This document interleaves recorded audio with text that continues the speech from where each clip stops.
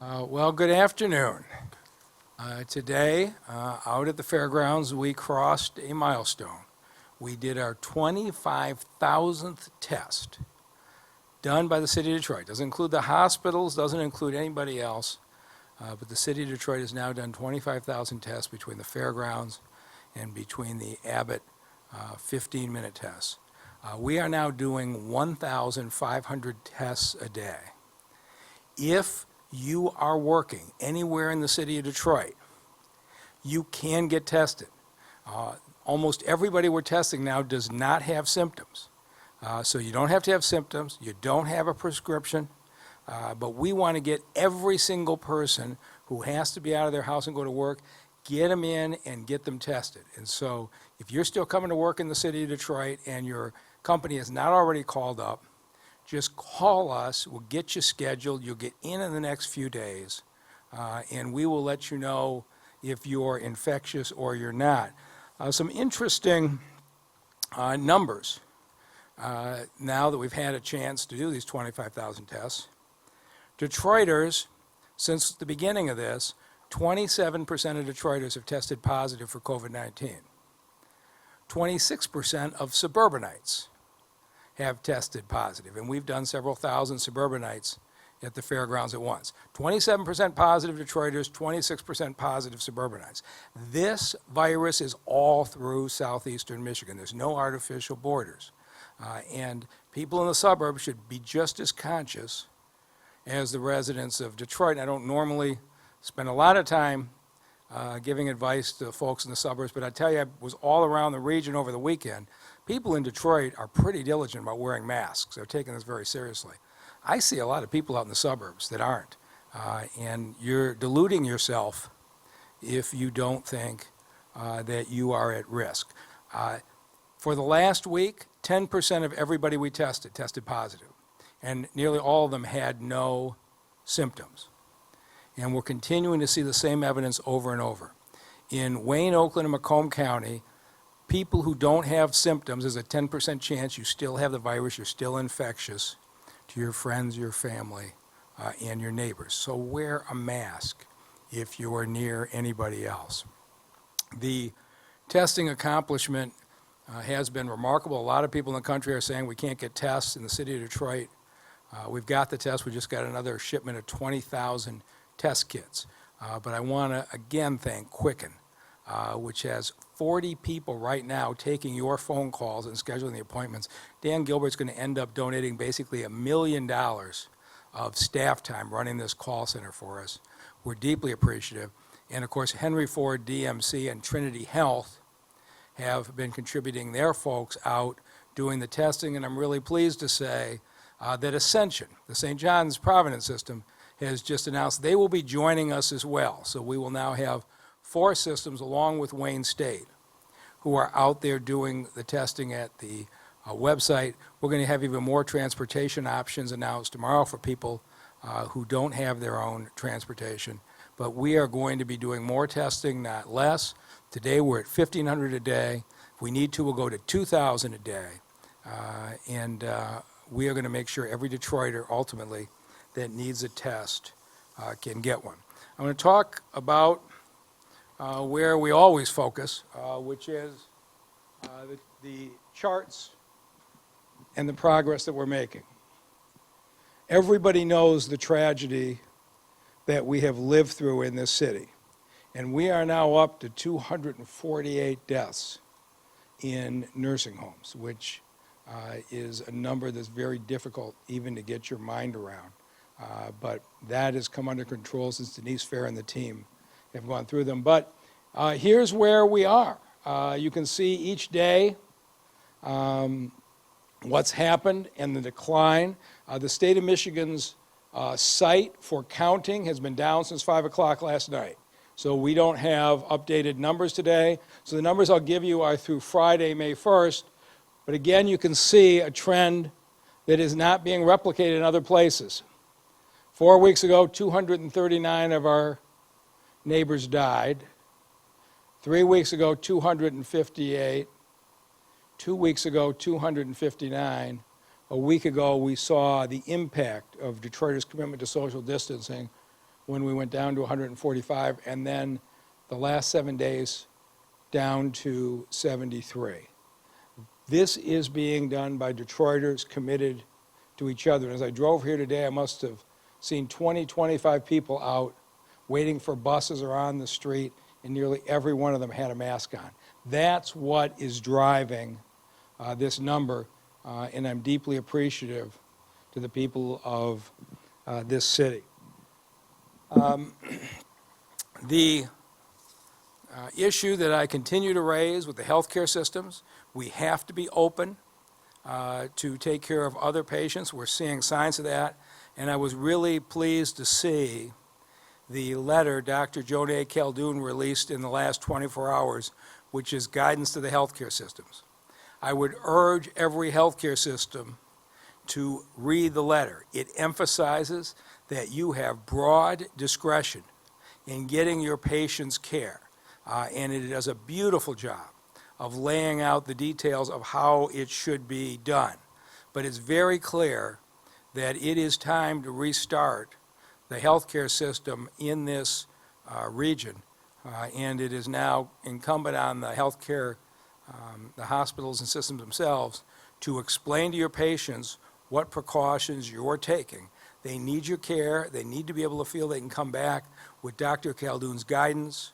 You have clear direction as to how to open up our healthcare system again to take care of everybody who really needs it, and so deep appreciation for that. It was the document I think everybody's been waiting for. I want to thank our city employees. This is National Public Service Recognition Week, and I can't imagine a more appropriate time to thank the public servants who have done so much.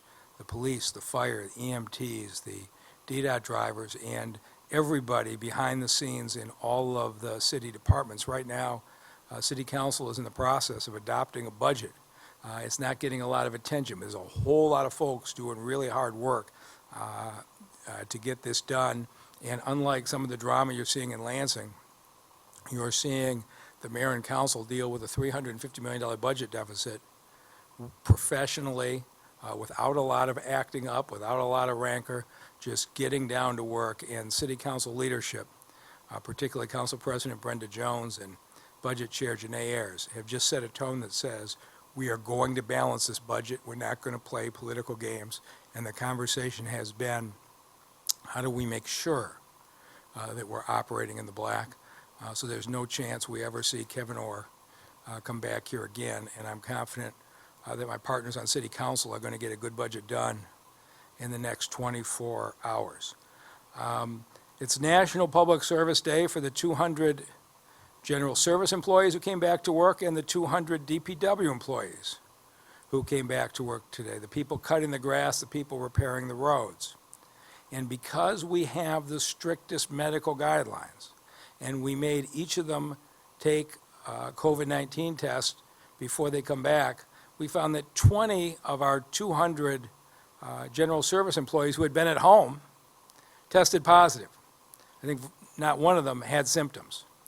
10 of our 200 DPW employees tested positive. And so we are making it a point that as we bring folks back together in the workplace, that we are going to do everything possible to screen out those who are contagious, make sure they get proper medical care, and also make sure that if you come back to work for the city of Detroit, you're protected. The contractors that are going back to work this week that we talked about last week, the 16 projects with the $110 million, they are all being tested now too. They're finding the same kinds of numbers, and I think everybody is appreciating the fact that because the city has got free testing for your employees, you can safely bring your folks back without them infecting each other at the time they come together. We're seeing great cooperation. The grocery stores will make it formal very shortly, but the grocery stores have been so good we haven't needed to, but they are doing exactly the same thing and making sure that their workers are protected. And interestingly, we are approaching 400 postal workers who have signed up and come through the fairgrounds. And it's unfortunate that somebody did not make sure they got tested earlier, but we are making sure they get tested right now. We have some other things we want to continue to advise the residents of Detroit about, and one is the ongoing issue with people who have lingering property tax bills who are on payment plans.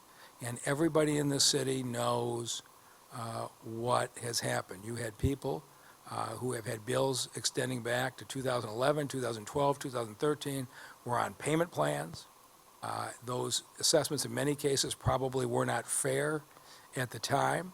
And when you add on the interest and the penalties, people are staying in their homes, and Treasurer Sabri's done a great job in the payment plans, but because of the interest and penalties, they could never get out from under it. We passed, with the support of Representative Wendell Bird, the PAYS legislation, which the governor signed into law a few months ago. It seems a lot longer ago. And the first 4,000 plus letters have gone out. And as a reminder, if you own a house in the city of Detroit and you're an individual who makes less than $22,000 a year, or a family of four that makes less than $32,000 a year, it is very likely you're entitled to a break on your property taxes under our poverty exemption ordinance. So if you make less than $22,000 as an individual, you make less than $32,000 as a family of four, you go on the city's website and you can get that break.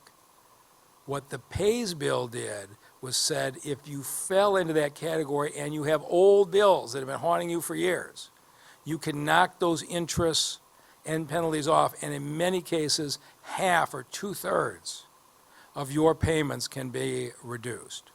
And so a week or so ago, Treasurer Sabri sent out more than 4,000 letters to Detroiters who qualified on this, but you've got to actually follow up on that letter, and you can get real savings. And we have a longtime Detroit resident who has been in his house on the east side since the 1980s, who was one of those who got caught up in one of these cycles of payment plans back to 2013, and is now in a position, because he signed up for PAYS, that he's going to be out from under that and be able to own his house without the kind of anxiety that comes with worrying about being behind on your bills. And so I'd like Mr. Derrick Kennedy to talk about his story, and I want anybody out there who's got these property tax bills lingering to listen to him. He navigated the system, and he made it work, and it will work for you the same way. So with that, I'll turn it over to Mr. Kennedy. Good afternoon. I am Derrick Kennedy, and in spite of the disparaging times we find ourselves in this May of 2020, considering COVID-19, I do have to say that there are some bright lights yet shining. I've been a very big beneficiary of the bright light shine by the City of Detroit, and particularly the Treasurer's Office, and they partnered with Wayne Metro. I became affiliated with their union about 3 years ago, and as Mr. Mayor did suggest, I did sign up, I enrolled, and I've navigated the system over the course of time. There's yet been a lot of trying situations for me to overcome. A few times I was very despondent to the point of wanting to give up. But I have to say that the support I got in so many different entities from Wayne Metro and from the City of Detroit, I'm able to sit here today and tell you I was sitting on my porch yesterday crying tears like a baby because I was planting flowers in my yard in the home that I've lived in since the 80s, but I was about to lose due to tax foreclosure. But because the help that I got and the diligent support, not just with the finances, I was able to overcome. So I want to tell you, look in the mail, and if you got one of those letters, address it. Go on the website and do whatever you need to do, because I can only tell you, even with the payments that I was making for those years, all that time, I wouldn't have reduced that debt like I did. My debt was well over $11,000, The letter I got stipulated that my current situation indicates a $600 and something debt. I think I can manage that. Thanks, you guys. So, Mr. Kennedy, because he opened the mail, went from an $11,000 property tax bill, delinquent bill, to $600. And it was a situation where it wasn't that his basic taxes he couldn't pay, it was the interest and penalties that had accumulated over the last 6 or 7 years. And that's what this PAYS legislation does. It gets those interests and penalties wiped out so that you can get free and clear once and for all. Treasurer Eric Sabri has done an outstanding job. You can't turn on your TV or look at a billboard without seeing a message from him on how to stay in your house. He just sent out 4,000 more letters to people just like Mr. Kennedy.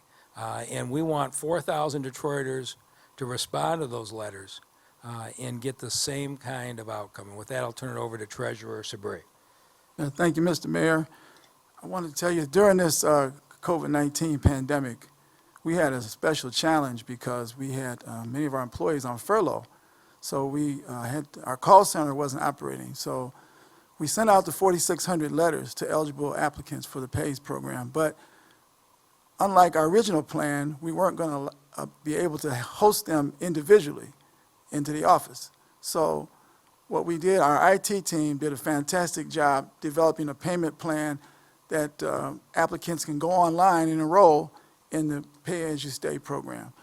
So if you don't go online and enroll in this program, you can still contact us by mail, and we will enroll you in the program. You can also email us at taxinfo@waynecounty.com or go to our website, treasurer.waynecounty.com, and you'll get all the instructions. But the most important thing is that when you get the letter, follow the instructions in the letter, and it's very simple to enroll in the program. Even if you can't pay online, you can go to one of the kiosks and pay and still send your payment plan in, and we'll give you credit and send it back to you. Send us an email address, we'll email your receipt and your payment plan back to you, and you'll be all set.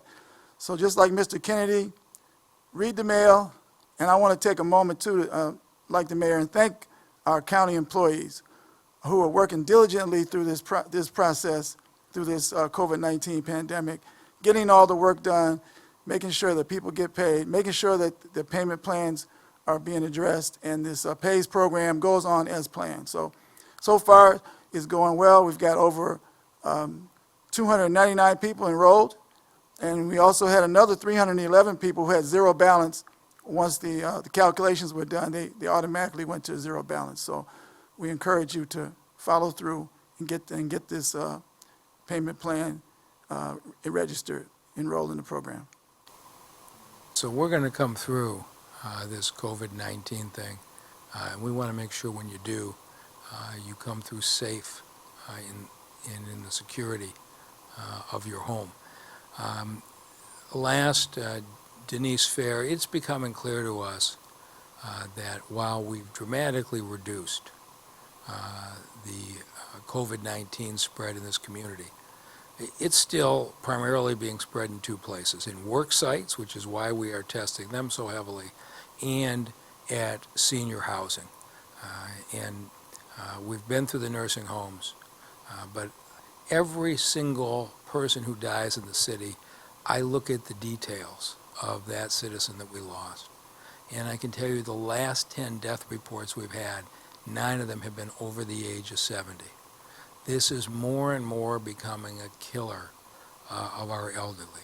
And so Ms. Fair and her team are now working through the assisted living facilities, the adult foster care facilities, and I've asked her before the week's over to have a plan to go through every senior citizen apartment building in this city. If we can stop the spread of COVID-19 in our elderly communities and stop it in our workplaces, we can flat out beat this, and that's what we're trying to do. And with that, I'll turn it over to our Health Director, Denise Fair. Thank you, Mayor. Let me first say that it's Monday, and I'm so glad to see a lot of the city's contract workers return to work. It's really promising, and so I just want to celebrate them, and will definitely be supportive of them returning back to work. Let me give an update on where we are with the nursing home residents and also the long-term care residents. First, the virus, as we know, is spreading really rapidly across the city of Detroit, and it has impacted our nursing homes and long-term care residents, but we have a plan to slow the spread in these communities. So as an update, we've been testing pretty aggressively in the long-term care facilities. And again, long-term care facilities include the adult foster care as well as the group homes. We visited 15 so far, and based upon the results that that have already started to come in, the infection rate is about 10%, which is quite lower than the nursing homes. Again, this is just preliminary, but again, what we're finding is the infection rate is around 10%. We have just about 22 of these facilities left to test, and we're on track to complete the testing probably before May 15, because we are, again, being really aggressive, and we will probably finish by the end of this week. We're also, as the mayor indicated, we're preparing for the next phase of what our congregate testing strategy will look like, and we plan to start targeting these senior home facilities. There's about 10,000 units across the city of Detroit, and so my team and I are planning a strategy, and we'll have that information available towards the end of this week. I do want to stress that the presence of COVID-19 in these facilities, it's not an indicator of poor management. This is a virus that anyone can catch it. No one is immune, but I do want to make sure that you and your loved ones are protected, so please continue to follow safe practices, hand washing, practice social distancing, wear your masks. In fact, I was out running on the Riverwalk Sunday afternoon. I was also on the east side in a couple of the parks, and I did find a lot of people were following the guidelines and they were wearing masks, which is really reassuring. At this time, I typically share the stats for today. As the mayor indicated, the state has reported that their lab system is down, so I don't have information as of today, but I will share with you the numbers as of yesterday, Sunday. Those numbers are 9,388 cases and 1,088 deaths. So we'll have more up-to-date information tomorrow once the state has updated their results.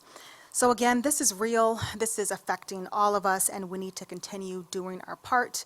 We are doing our part, which is why we see the trend slowing. So thanks to all the Detroiters who are really stepping up and who are keeping us safe. So thank you. And with that, I'll turn it over to the mayor. Okay, we'll take any questions. Mayor, we have a question from Melissa Burke from the Detroit News, and they're working on a story that looks at the frontline workers, not just city of Detroit, but across the community. And they say that about 1 in 4 Detroiters is in some form of an essential position, and that they're predominantly minority and low wage. And they want to know if you had some thoughts on or reflections on so many Detroiters being on the front lines of the pandemic, how important their work is, and what the city's been doing to protect them. Well, there's no question about that, which was the reason that we opened up the fairgrounds to test every single essential worker. We know that many of those essential workers are middle to lower wage type workers who might not have access to a doctor and get into the hospital or the rest of it. And so I would say to every single one of those workers, we will get you a free test. We are getting the results back basically in 48 hours. Have your employer call. But I really do believe at this point there are 2 primary places of risk, coming together at your job site or being in proximity in these senior centers. And making sure that everybody who goes to work is safe is our highest priority. I'll come back to what happened at the Detroit Police Department. 3 weeks ago, we had 600 officers quarantined. It looked like an impossible situation. But by just going through and testing everyone, taking the temperature when the day started, making sure the officers had masks, making sure the cleaning protocols were there, we're down to, one person being quarantined every other day in a department of 2,500. Job sites can be made safe. And if you'll use our testing facilities, follow the recommended protocols that are on the city's website for the city departments, and the private companies apply those. It's not, if you've got to bring people into a restaurant and pack them in, you can't really control the disease, and that's, of course, not allowed right now. But for most other job sites, there is no reason they cannot be running away where the employee's safety is protected. Okay, Kim Craig from Channel 7 is doing a story today on more of these so-called drifters who have been out with their cars and, causing traffic issues, blocking intersections, and she wanted to know what your thoughts are on that and what you would say to these people. Again, well, I think Chief Craig delivered a message. 2 of them got arrested even before the weekend for use of the internet to arrange one of these. So I direct that to the Detroit Police Department. But not only did the police seize 11 vehicles about a week ago, but they now brought charges, the prosecutor brought charges and arrested people who were organizing the events on Instagram, on Facebook, on direct messages, but arrested them before they even got going. And you're going to see more and more of this. And the Detroit Police Department is very sophisticated, and Chief Craig doesn't have a lot of tolerance for it. So he's been very decisive in dealing with them. Okay, and follow-up from ML Elric on your comment about the postal workers being tested. Wanted to know who you thought should have initiated that testing before, if it was the federal government? I was surprised. I look at what we did for the Detroit Police Department, the Detroit Fire Department for DDOT, in recognizing that these individuals were out interacting with the public every day as the essence of their job. And I would have thought that the postal workers should have been watched out for the same way, whether it should have been the Postal Service Administration or the U.S. Health Department, I'm not sure. But all I do know is that the postal workers are deeply valued members of our community, and we're not really going to worry about the fact they work for a different branch of government. We're going to get them in, we're going to get them tested, we're going to make sure they're safe. Okay, and ML would also like to know if you think that the Fed should reimburse us for the cost of that testing, or if that's part of the FEMA reimbursement. Yeah, I think it'll be part of the FEMA reimbursement. So the cost has never been an issue for us on the testing. It's just a matter of getting Detroiters. And you think about it from our standpoint. Postal workers are going door to door. These are individuals who potentially, not only are they themselves at risk, but the people they are interacting with are at risk. So in my mind, the postal workers should have been treated like grocery store workers, as people who are interacting with a lot of people, and we need to make sure that they are COVID-19 free. Okay, and one more question from ML is, given the fact that the city has been so successful in obtaining test kits, he wants to know if anyone from Washington or anywhere else may have reached out for advice on how to ramp up their testing. Yeah, we've been talking to people all over the country. I'm on U.S. Conference of Mayors. It's amazing. We talked about Dr. Romero at the PRB who did the early test kits. We found a supplier in China who delivered us the first 5,000, and the FDA embargoed it when it came into the warehouse. And I talked to Dr. Hahn, the head of the FDA, and they cleared it. They got the 5,000 released. They were fabulous. They worked great at the lab. So we ordered another 20,000. They got embargoed by the U.S. Department of Agriculture at a Romulus warehouse. But Senator Debbie Stabenow stepped in, and with the federal government's help, they released the 20,000 kits. I won't tell you this is easy. Getting these kits, getting these lab agreements done is a lot of work. I probably spend 50% of my time on the phone working out agreements for testing or PPE or the like. We got Boise Jackson, our procurement department, has just been absolutely outstanding in scouring the country. And we've got great medical advice from Dr. Dunn about what we should be buying. But it's a matter of commitment and resourcefulness. But we recognized early on that the federal government was not going to take the lead in doing this. And rather than complain about it, we just went to work. But we are in good shape. We just ordered another 20,000 kits, so we'll be in good shape for another 6 or 8 weeks. And anytime we start to run short, Dr. Romero sends his team into the lab to make up a batch for us to get us through a day or two. So, I just look at this. The death rate among African Americans meant this city couldn't tolerate excuses. I had to get the testing done. There's no other way to combat this virus. And so the whole team in the city administration pitched in together, and we've gotten it done, and we're going to keep expanding it. All right, thank you. We have Harold Meeks here today from Tell Us Detroit, who's got a question for you. Go ahead. Good afternoon. I have a question for both the mayor and the treasurer. Mr. Mayor, as you bring back on essential workers, how long do you anticipate bringing on other support staff into the city, like in building and safety and the assessor's office, like, and offices of that nature? Yeah, we have a whole spreadsheet that has the starting dates for everybody. But, for example, when we brought on all of these contractors doing the road and sewer work for the city, we had to bring in B-seat inspectors, right? Because somebody has to inspect the work. And so that means you have to test the B-seat inspectors, which means you have to have workspace for them where they are separated from their colleagues and somebody's there to take their temperature. And so all of city government is on a spreadsheet. There are jobs, particularly in the IT department, some of the finance departments, you can do them just as well from home as the office. Those folks ought to stay home for the long term. But those who have to come back, literally Dr. Dunn has walked the different offices and has said, you can't bring people in this office, the cubicles are too close together.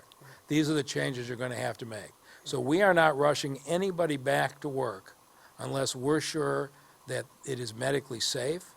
But you will see May 18th, we have a number of departments going back to work. June 4th, we have a number of other departments going back to work. I think you're going to see the day in some of the city departments that are a lot of workers in close space in a cube. I think you're going to see the day, maybe by July or August, where 1 week half the workers work in the office and the other half work from home, and the next week they switch, so that there is 6-foot distance on the work sites, but there's still enough camaraderie of people being in the office with the management. That's going to be, I don't think it's just going to be the city of Detroit. I think you're going to see a lot of companies operating that way until there is a vaccine or a really good antiviral treatment for this disease. And we are assuming that this virus is going to be a part of this community in the fall. It's going to be a part of this community, I believe, in the early part of next year. And so we're thinking through, how do we go to work safely every day for the next several months or the next year, protect our employees? And that's the way we're doing it. So where could residents find that information out in terms of when departments reopen? So what's on the website now is the protocols of the safety of the departments coming back. And we will be announcing, I'm sure the next round will be announced this week, but we will be announcing week by week when folks will be coming back. Whether we're ready to lay out the entire thing yet, I don't know. We want to talk to the employees first. And so, for example, I've got a spreadsheet that says we have a group of departments coming back May 18th. Those people are all going through tests today. They're going through the fairgrounds to make sure, because we need to make sure that they're negative before it's their time to come back. And then we got to make sure we have the cleaning protocols in place for the offices. In some cases, we may need to make sure we put up plastic dividers between cubicles. And so when you stage it, it isn't like we say, show up at work May 18th. There's a whole series of medical steps we've got to take. And we don't have the ability to do all the departments at once, so they've been, I think, phased on a pretty reasonable schedule. All right, thank you. Mr. Treasurer, unfortunately, this new program, Pay and Stay, came on board right around the pandemic start. So how has that affected individuals signing up for the program?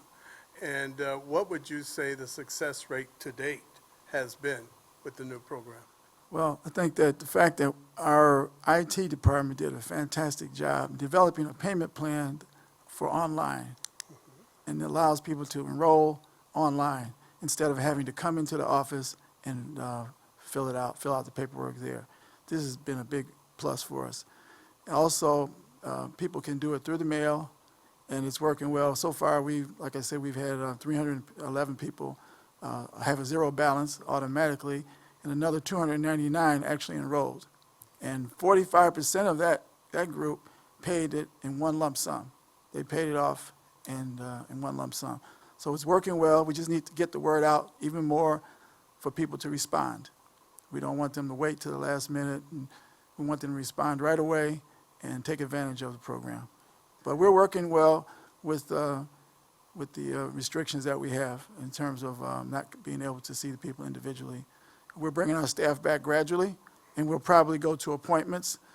And then after that, we'll be able to see some individuals who just have to come in. We'll do it by appointment only. Okay, and when do you anticipate that process to begin? In the next 2 weeks. Yes. Very good. Thank you both very much. Thank you. Anything else, John? All right, thank you very much.